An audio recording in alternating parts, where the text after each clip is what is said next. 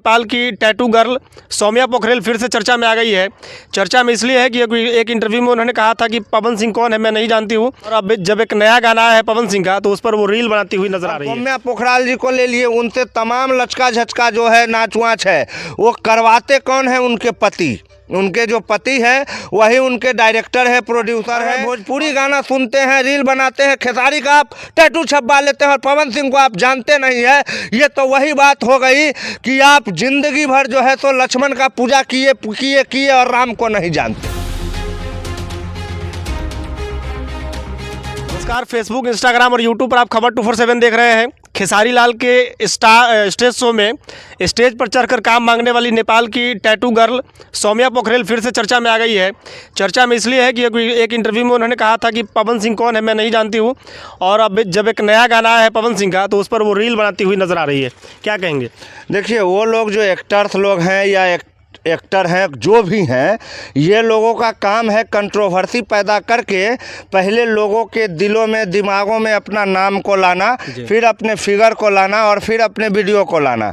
वो लोग कंट्रोवर्सी नहीं करेंगे तो उन लोग को, अगर सौम्या पोखराल ये बात नहीं बोली होती कि मैं पवन सिंह कौन है नहीं जानती हूँ, तो क्या आप उस वीडियो को देखते? नहीं देखते। भारत में 2-4 हज़ार आदमी ओकरा वीडियो को खेसारी लाल साथे देखता चाहे नहीं देखता, लेकिन उसने एक बात जो बोल दिया कि मैंने पवन सिंह कौन है नहीं जानती हूँ, इस कारण वो वीडियोज मिलियन व्यूज में चले गए और तमाम लोग इस बात के लिए बेचैन हो गए। पूरा भोजपुरी इंडस्ट्री 2 फार में बट गया। एगो खेसारी भैया जिंदाबाद, एगो पवन भैया जिंदाबाद, एगो करा रॉक स्टार है, वो करा पावर स्टार है। मतलब तुरंत 2 भाग में सब कुछ बट गया। गायक 2 भाग में, म्यूजिशियन 2 भाग में, पूरा इंडस्ट्री 2 भाग में बट गया। या समझो कि पूरा भारत देश जैसे 2 पार्टी में बट गया। एगो मोदी है, एगो सोनिया गांधी है, बात खत्म है। उस तरह का हरकत कर दिया। अरे भोजपुरी में और भी कलाकार है, और भी बातें हैं, उनके बारे में तो कभी बात होती मैंने नहीं सुनी।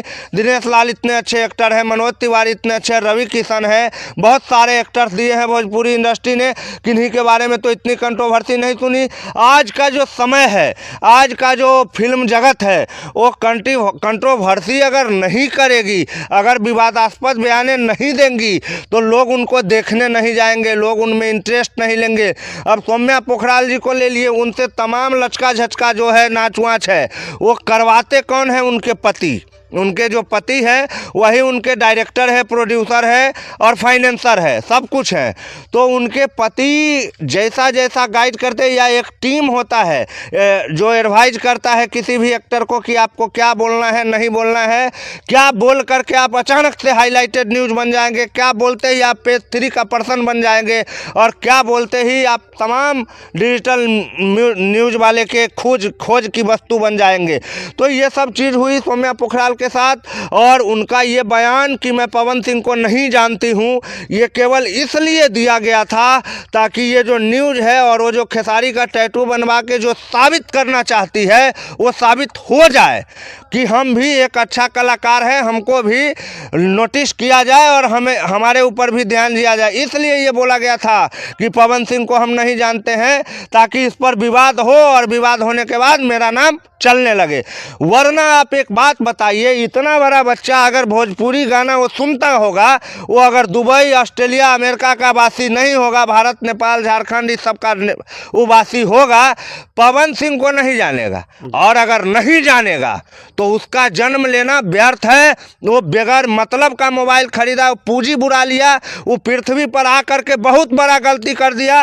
अगर भोजपुरी गाना सुनते हैं, रील बनाते हैं, खेसारी का आप टैटू छपवा लेते हैं और पवन सिंह को आप जानते नहीं है, ये तो वही बात हो गई कि आप जिंदगी भर जो है तो लक्ष्मण का पूजा किए किए किए और राम को नहीं जानते।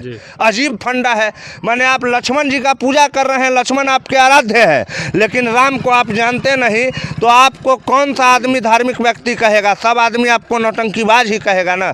इसी तरह जिस तरह सौम्या पोखराल बोली कि खेसारी लाल मेरे भगवान है, उसका टैटू शादी होने के बाद भी बाजू पे छप जाता है, और पवन सिंह को वो जानती भी नहीं, तो आप तमाम लोगों को समझना चाहिए कि कितना बड़ा नौटंकीबाज है और कितनी बड़ी नौटंकी कर रही है। पवन सिंह के बिना भोजपुरी का बी लिखना संभव नहीं है, तो फिर पवन सिंह को कोई खेसारी लाल को जानने वाला कैसे नहीं जान सकता है? ये बात मेरे समझ में अभी तक नहीं आई है। ये प्योर कंट्रोवर्सी है, प्योर एक तरह का जो छोटी मानसिकता का बड़ा जो है सो फेमस होने का ये एक तरीका है और कुछ नहीं। रील पर क्या कहेंगे जो उनके गाने पर रील बना है? अभी जो पवन सिंह बहुत गाने पे रील बनेगा, फिल्म भी बनेगा।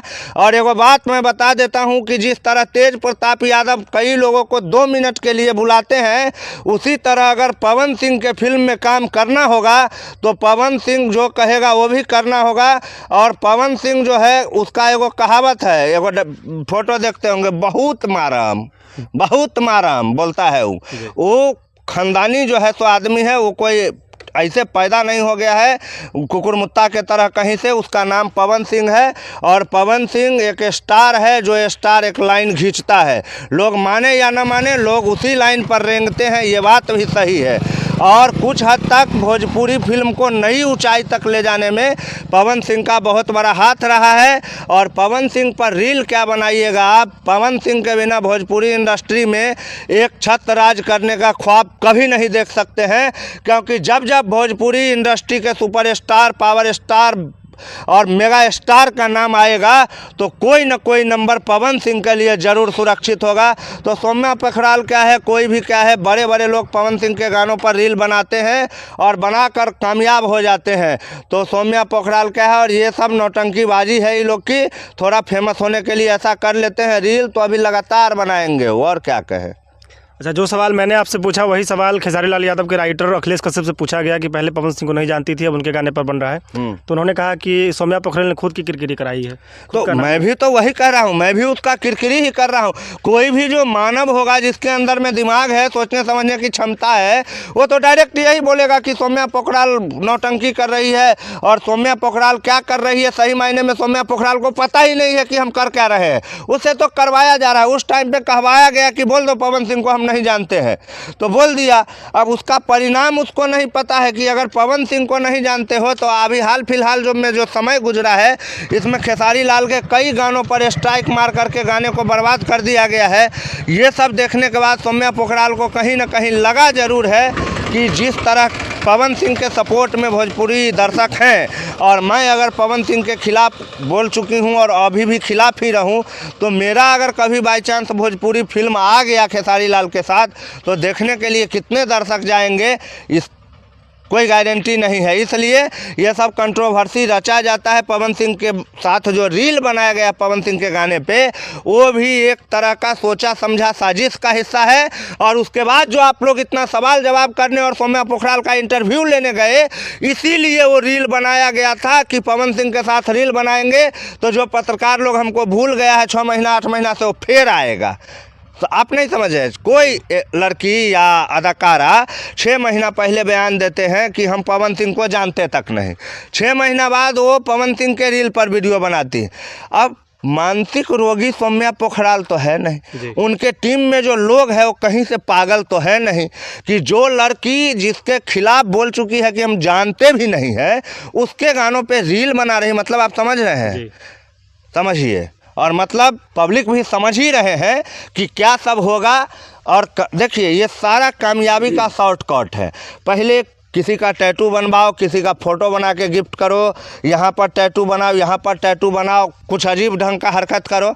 जब नोटिस में आ जाओ तो किसी फेमस आदमी का जो बहुत प्रतिभाशाली है, जो बहुत दिनों से स्थापित है, उनका मजाक उड़ा दो और फेमस हो जाओगे।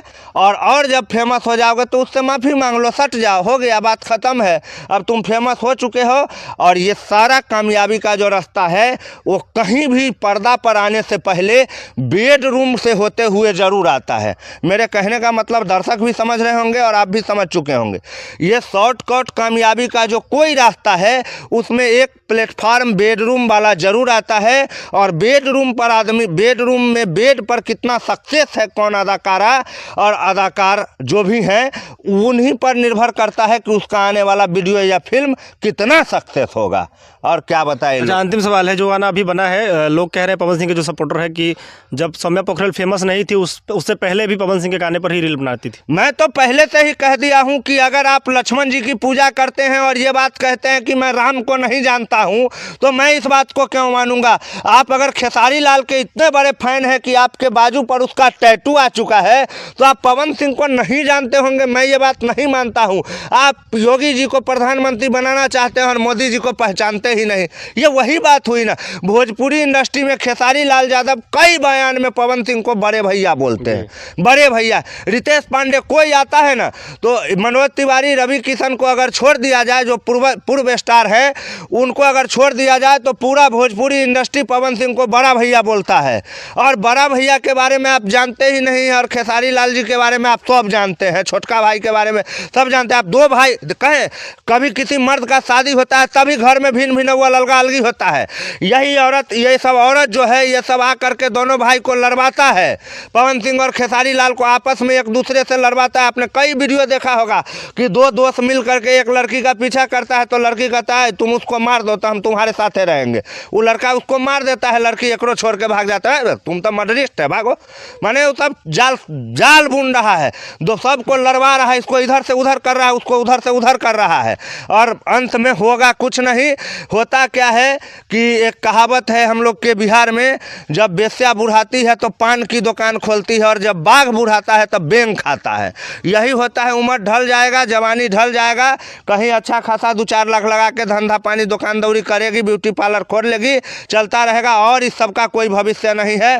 भविष्य उसी का है जो रियल स्टार है, माने पवन सिंह। धन्यवाद आप सभी दर्शकों का वीडियो को अंत तक देखने के लिए। जय हिंद।